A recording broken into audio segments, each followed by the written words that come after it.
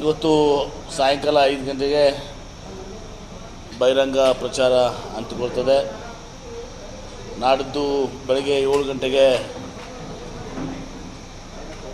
ಕರ್ನಾಟಕದಲ್ಲಿ 2ನೇ ಹಂತದ 14 ಲೋಕಸಭಾ ಮತಕ್ಷೇತ್ರಗಳಿಗೆ ಮತದಾನ ಜರುಗುತ್ತದೆ. ನಮಗೆ ಸಂಪೂರ್ಣವಾದಂಥ ವಿಶ್ವಾಸ ಇದೆ.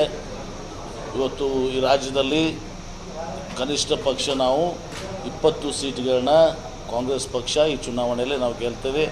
ಯಾಕಂದ್ರೆ ಜನ ವಿಶೇಷವಾಗಿ ನಮ್ಮ 5 ಗ್ಯಾರಂಟೀಸ್ ಏನಿದ್ದಾವೆ ಆ ಗ್ಯಾರಂಟೀಸ್ನ ನಂಬಿಕೊಂಡು ಬಡವರು, ಮಹಿಳೆಯರು ಭಾಳಷ್ಟು ಅವರಿಗೆ ಅನುಕೂಲ ಆಗಿದೆ. ಅವರೆಲ್ಲರ ಒಂದೇ ಒಂದು ಮಾತು, ನಾವು ಕಾಂಗ್ರೆಸ್ ಪಕ್ಷಕ್ಕೆ ನಾವು ಮತ ಹಾಕ್ತೀವಿ, ಅಭ್ಯರ್ಥಿಗಳನ್ನ ಆರಿಸ್ತರ್ತೀವಿ ಅಂತೇಳಿ ಎಲ್ಲನೂ ಕಡೆಯೂ ಕೂಡ ಇವತ್ತು ಮತದಾರರು ಹೇಳ್ತಾ ಇದ್ದಾರೆ. ವಾತಾವರಣ ಚೆನ್ನಾಗಿದೆ. ಆ ಮೋದಿ ವೇವ್ ಗೀವ್ ಯಾವುದೂ ಇಲ್ಲ. ಇವತ್ತು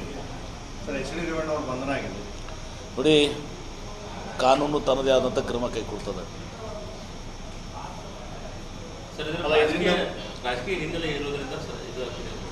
ನೋಡಿ, ನಾವು ಈಗ SIT ಇದೆ, ತನಿಖೆ ಆಗ್ತಾಯಿದೆ. ಈ ಸಂದರ್ಭದಲ್ಲಿ ನಾವೇನು ಮಾತನಾಡಕ್ಕೆ ಹೋಗಬಾರ್ದು. ವಿಶೇಷವಾಗಿ ನಾನು ಒಬ್ಬ ಗೃಹ ಸಚಿವನಾಗಿ ಕೆಲಸ ಮಾಡಿದ್ದೀನಿ. SIT ರಚನೆಯಾಗಿದೆ. ಕಾನೂನು ತನ್ನ ಕ್ರಮ ಕೈಗೊಳ್ತದೆ. ಸತ್ಯ ಅಸತ್ಯ ಅದೆಲ್ಲವನ್ನು ಕೂಡ ಕಾನೂನು ಬಯಲುಗೊಳಿಸ್ತದೆ. ನೋಡಿ, CD ಹಿಂದೆ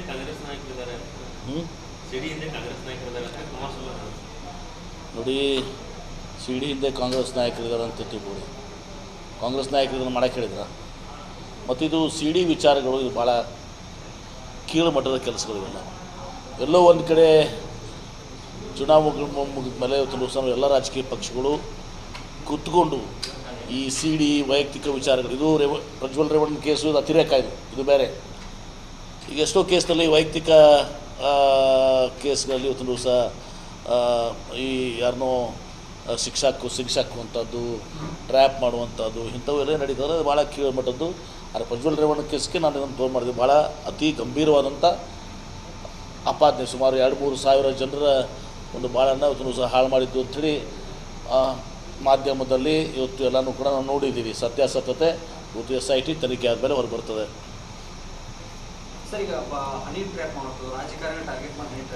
ಇದು ಭಾಳ ಎಲ್ಲೋ ಒಂದು ಕಡೆ ಇದು ಕೀಳುಮಟ್ಟದ್ದು. ಇದನ್ನು ಬಿಟ್ಟು ನಾವು ಹೊರಗೆ ಬರ್ಬೇಕು. ಯಾಕಂದ್ರೆ ಜನ ಈಗ ವಿಶ್ವಾಸ ಕಳ್ಕೊಂಡ್ಬಿಡ್ತಾರೆ. ಮೇಲೆ ಜನ ಪಕ್ಷಾತೀತವಾಗಿ ಹೇಳ್ತಾ ಇದ್ದಾರೆ. ನಾನು ಪಕ್ಷಾತೀತವಾಗಿ ಹೇಳ್ತೀನಿ, ಜನ ವಿಶ್ವಾಸ ಕಳ್ಕೊಂಡ್ಬಿಡ್ತಾರೆ. ಇನ್ನು ಹನಿ ಟ್ರ್ಯಾಪ್ ಮಾಡುವಂಥದ್ದು, ಇಂಥ ಚಿಲ್ಲರೆ ಕೆಲಸ, ವೈಯಕ್ತಿಕವಾಗಿ ನಾವು ಪಾಠಾಡೋರಂಥ ನಮ್ಮ ಪಕ್ಷದ ಪಾಲಿಸಿ, ಅವ್ರ ಪಕ್ಷದ ಬಗ್ಗೆ, ನಮ್ಮ ಪಕ್ಷದ ಸಾಧನೆ, ಅವ್ರ ಪಕ್ಷದ ಸಾಧನೆ ಟೀಕೆ ಮಾಡೋಣಂತೆ. ಚುನಾವಣೆ ಒಂದು ಆರೋಗ್ಯಕರವಾದಂಥದ ಟೀಕೆ ಟಿಪ್ಪಣಿ ನಡೀಲಿ. ಅಭಿವೃದ್ಧಿ ಬಗ್ಗೆ, ಅವರ ವೈಫಲ್ಯ ಬಗ್ಗೆ, ಅವ್ರ ಭ್ರಷ್ಟಾಚಾರ ಬಗ್ಗೆ ಇವೆಲ್ಲವೂ ಕೂಡ ಆಗಲಿ. ಆದರೆ ಈ ಹನಿ ಟ್ರ್ಯಾಪು, ಈ CD ಎಲ್ಲೋ ಜನರಿಗೆ ಹೇಸಿಗೆ ಬರ್ತಾಯಿದೆ. ಇದು ಇಲ್ಲಿಗೆ ನಿಲ್ಲಬೇಕು. ಆದರೆ ಇದನ್ನು ನಾವು ಪ್ರಜ್ವಲ್ ರೇವಣ್ಣ ಕೇಸಿಗೆ ನಾನು ಟ್ಯಾಗ್ ಮಾಡಲ್ಲ. ಯಾಕಂದ್ರೆ ಪ್ರಜ್ವಲ್ ರೇವಣ್ಣ ಕೇಸು ಭಾಳ ಗಂಭೀರವಾದಂಥವು. ಯಾವ ಮಟ್ಟಿಗಿದೆ ನನಗೆ ಗೊತ್ತಿಲ್ಲ. ಅದು ಮಾಧ್ಯಮದಲ್ಲಿ ನೀವು ತೋರಿಸೋ ಪ್ರಕಾರ 1000, 2000, 3000 ಏನೇನು ಹೇಳ್ತಾರೆ. ಅದು ಹೆಂಗೆ ಸಾಧ್ಯ, ಅದು ನಾನು ಏನು ಹೇಳೋಕ್ಕಾಗಲ್ಲ. ತನಿಖೆಯಿಂದ ಹೊರಗೆ ಬರ್ತದೆ. ಅಲ್ಲ, ಇಷ್ಟೆಲ್ಲ ನಡೀತಾ ಇದೆ. ಮೈತ್ರಿ ಅವರು BJP ಮತ್ತು JDS ಮೈತ್ರಿ ಇದೆ. ಆ ರೀತಿ ಯಾವುದೂ ಮತದಾನದಲ್ಲಿ ಇಫೆಕ್ಟ್ ಆಗಲ್ಲ, ನಮಗೂ ಸಂಬಂಧ ಇಲ್ಲ ಅನ್ನೋ ರೀತಿಯಲ್ಲಿ ಮಾತಾಡ್ತಾರೆ. ನೋಡಿ, ಸಂಬಂಧ ಇರ್ತದೆ. ಯಾಕಂದರೆ ಈಗಪ್ಪ ಅದು ಮಾಡಿದ ಮೇಲೆ ಅವರು ಕೂಡ ಮೈತ್ರಿ ಪಕ್ಷದ ಮೇಲೆ BJP ಅವರು ಮಹಿಳೆಯರ ಬಗ್ಗೆ ಭಾಳಷ್ಟು ಗೌರವವನ್ನು, ಇತರ ವಿಚಾರಗಳು ಮಾತಾಡ್ತಾರೆ. ಅರ್ಥ BJP ಅವರು ಅಥವಾ ಕಾಂಗ್ರೆಸ್ನವ್ರು ನಾವು ಯಾರೂ ಇವ್ರಿಗೆ ಈಗಿಂತ ಕೆಲಸ ಮಾಡೋದು ಹೇಳಿಲ್ಲಲ್ಲ. ಏನು ಪ್ರಜ್ವಲ್ ರೇವಣ್ಣಗೆ ಯಾರು ಅವ್ರ ತಾಯಿ ತಂದೆಯೂ ಹೇಳೋಂಗಿಲ್ಲ ಅಂತ ಕೆಲಸ ಮಾಡಂತೇಳಿ. ಅವನ ಮೇಲೆ ಆರೋಪ ಸತ್ಯ ಇದ್ದರೆ ಇದು ಭಾಳ ಏನು ಕೃತ್ಯ, ಇದು ಕೃತ್ಯ ಇದು ಮಾಡಿದ್ದು. ಸೈಕೋ ಅಂತಾರೆ ಇದಕ್ಕೆ. ಅದು ಮಾಡಿದ್ರೆ ಲೈಕ್ ಸೈಕೋ. ಸ್ವಾಭಾವಿಕವಾಗಿ ಸ್ವಲ್ಪ ಆಗ್ತದೆ. ಮಹಿಳೆಯರು ದಿವಸ ಈ JDS ಪಕ್ಷ ಬಗ್ಗೆ ಒಂದು ಅಸಹ್ಯಕರವಾದಂಥ ವಾತಾವರಣ ಇರೋದರಿಂದ ಮಹಿಳಾ ಮತದಾರರು ಒಂದು ದಿವಸ ಮತ್ತು ಇನ್ನುಳಿದವರು ಕೂಡ ಸ್ವಲ್ಪ ಅವ್ರ ಮೇಲೆ ಬೇಸರ ಮಾಡ್ಕೋತಾರೆ. ಈ ಪ್ರಜ್ವಲ್ ಇದೇನು ಪ್ರಕರಣ ಇತ್ತು, ಇದು ಕಾಂಗ್ರೆಸ್ ಇದ್ದಾಗಲೇ ಅವಾಗೇನು ಮೈತ್ರಿ ಸರ್ಕಾರ ಅವಾಗಲೇ ನಡೆದಿತ್ತು. ಕಾಂಗ್ರೆಸ್ನವ್ರು ಏನು ಮಾಡಂತ ಹೇಳಿದ್ವಿ, ನಾವೇನು ಮಾಡಂತ ಹೇಳಿದ್ವಿ? ಅಥವಾ ನಾವು ಮಾಡೋದನ್ನ ನೀವು ಮಾಡ್ತೀರ? ನಾನು ಯಾರು ಕಾಂಗ್ರೆಸ್ನವ್ರು ಹಿಂಗೆ ಮಾಡಿರಪ್ಪ ಅಂದ್ರೆ 2-3 ಸಾವಿರ ಮಂದಿ ಮಹಿಳೆಯರ ಮೇಲೆ ಯೂಸ್ ಮಾಡ್ತೀರಿ, ಅತ್ಯಾಚಾರ ಮಾಡ್ತೀರಿ. BJP ಒಬ್ಬ ಸಂಸದ ಅವನು ಇಂಥವೆಲ್ಲ ಕೆಲಸ ಮಾಡ್ತಾರೆ. ಆಯ್ತು, ಯಾರು ಹೇಳ್ಯಾರಪ್ಪ ಕಾಂಗ್ರೆಸ್ನವ್ರು ಮಾಡ್ತಾರಂದ್ರೆ ಕಾಂಗ್ರೆಸ್ನವ್ರು ಮಾಡಂತ ಹೇಳ್ತಾರೆ. ಆಯ್ತು, ಮಾಡಿದವ್ರು ಯಾರು? ಯಾರು ಕಾಂಗ್ರೆಸ್ ಅವ್ರು ಮಾಡಂತ ಹೇಳ್ತಾರೆ? ಯಾರು ಮಾಡಂತ ಹೇಳೋದಲ್ಲ.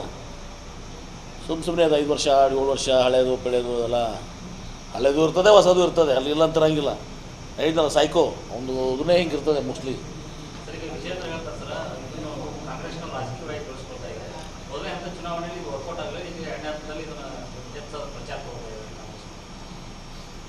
ನಾವು ಅದನ್ನು ರಾಜಕೀಯವಾಗಿ ನಾವೇನು ಮಾಡಿಲ್ಲ.